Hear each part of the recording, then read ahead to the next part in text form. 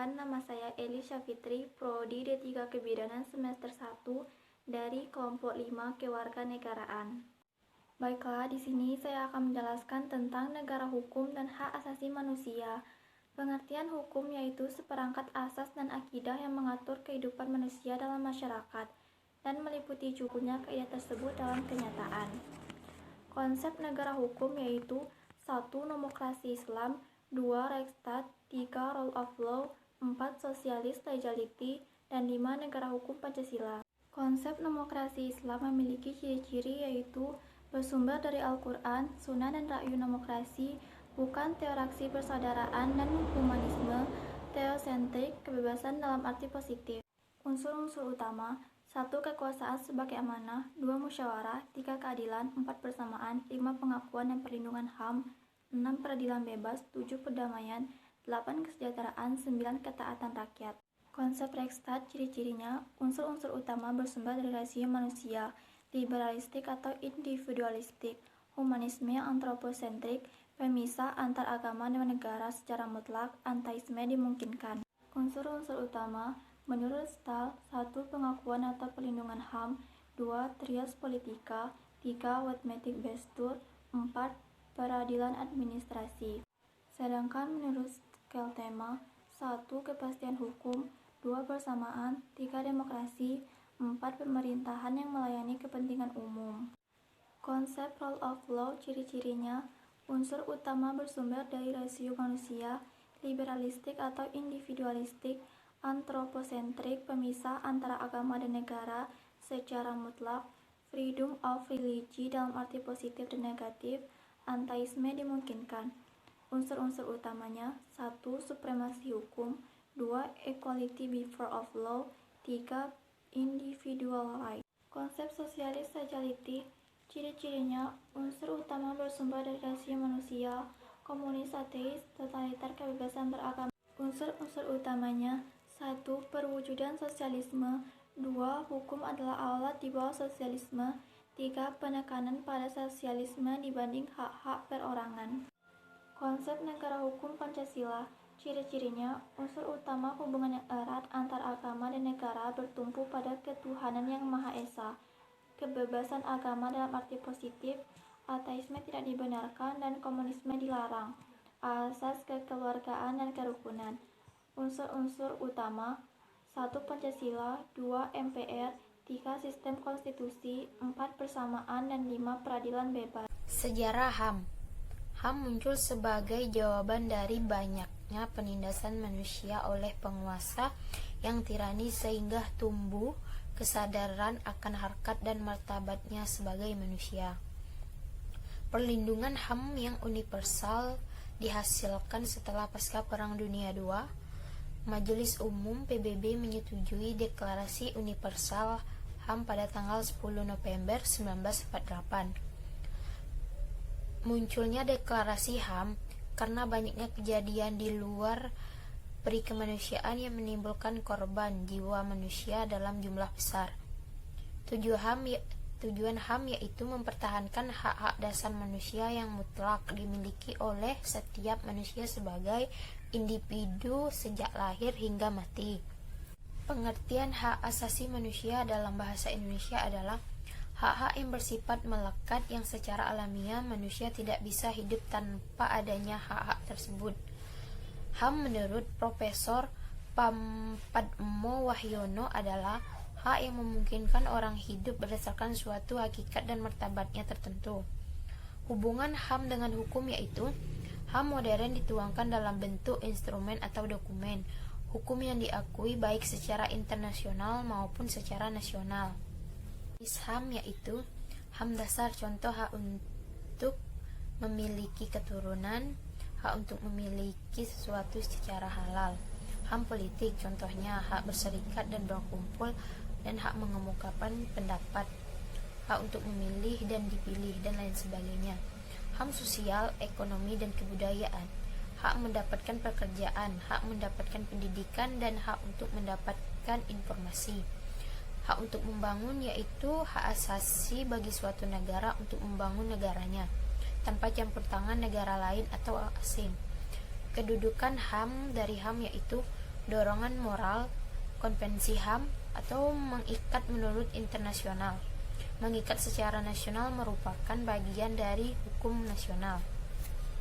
Ciri dan konsep negara hukum diawali pendapat dari Immanuel Kant yang mengartikan negara hukum adalah negara hukum formal. Negara berada dalam keadaan yang statis atau hanya formalis, yang biasa disebut dengan negara penjara malam.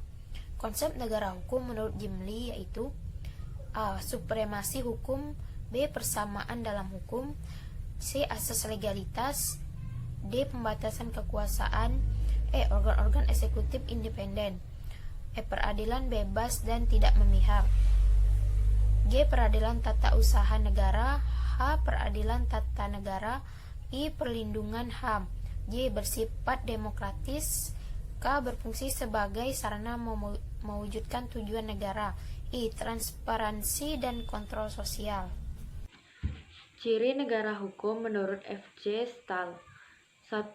Pengakuan terhadap hak-hak asasi manusia. 2. Pemisahan kekuasaan negara. 3. Pemerintahan berdasarkan undang-undang. 4. Adanya peradilan administrasi. Negara hukum Indonesia. 1. Landasan yuridis negara hukum Indonesia. Negara Indonesia adalah negara hukum yang telah tertuang dalam pasal 1 ayat 3 Undang-Undang 1945 perubahan ketiga yang berbunyi, Indonesia adalah negara hukum. Sebelumnya, landasan negara hukum adalah terdapat dalam bagian penjelasan umum Undang-Undang 1945 tentang sistem pemerintahan negara, yaitu sebagai berikut. 1. Negara berdasarkan hukum, bukan berdasarkan kekuasaan belaka. 2. Sistem konstitusional, pemerintah berdasarkan atas suatu konstitusi. 3. Tidak bersifat absolut atau kekuasaan yang tidak terbatas. 2. Perwujudan negara hukum di Indonesia. Negara Indonesia menurut Undang-Undang 1945 mengandung prinsip-prinsip sebagai berikut. 1. Norma hukumnya bersumber pada Pancasila sebagai hukum dasar nasional.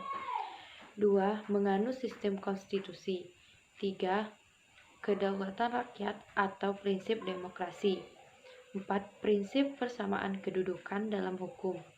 5. Adanya organ pembentuk undang-undang atau presiden dan DPR. 6. Sistem presidensial. 7. Kekuasaan kehakiman yang bebas dari kekuasaan lain atau eksekutif. 3. Hubungan negara hukum dengan Indonesia. Secara normatif, hubungan negara hukum dengan Indonesia sangat erat dan secara hukum dipandang sebagai sebuah kemanfaatan. Menurut Sri Somantri, yang terpenting dalam negara hukum yaitu 1. Pemerintahan dalam menjalankan tugas dan kewajibannya harus berdasarkan hukum atau peraturan perundang-undangan. 2. Adanya jaminan terhadap hak-hak asasi manusia. 3. Adanya pembagian kekuasaan dalam negara. 4. Adanya pengawasan dari badan-badan peradilan. Perwujudan negara hukum di Indonesia. Negara Indonesia menurut Undang-Undang 1945 mengandung prinsip-prinsip sebagai tersebut. Norma hukumnya bersumber pada Pancasila sebagai hukum dasar nasional. Sistemnya yaitu sistem konstitusi, kedaulatan rakyat atau prinsip demokrasi, prinsip persamaan kedudukan dalam hukum, adanya organ pembentukan undang-undang, presiden atau DPR. Sistem pemerintahan adalah presidensil, kekuasaan kehakiman yang bebas dari kekuasaan lain atau eksekutif. Negara hukum formil dan material. Hukum formil adalah hukum dasar tertulis Undang-Undang Dasar dan diartikan sebagai hukum yang mengatur tentang cara mengajukan perkara baik gugatan maupun permohonan, memeriksa perkara dan memberikan putusan dengan tujuan untuk mempertahankan hukum material. Hukum material dapat disebut juga dengan hukum dasar yang tidak tertulis atau konveksi, yaitu aturan-aturan dasar yang timbul dan terpelihara dalam praktek penyelenggaraan negara meskipun sifatnya tidak tertulis. Assalamualaikum warahmatullahi wabarakatuh. Perkenalkan, nama saya Indah Permata dari Prodi D3 Kebidanan akan menjelaskan apa itu hakikat hak asasi manusia. Hakikat hak asasi manusia yaitu HAM tidak perlu diberikan, dibeli, ataupun diwarisi. HAM adalah bagian dari manusia secara otomatis.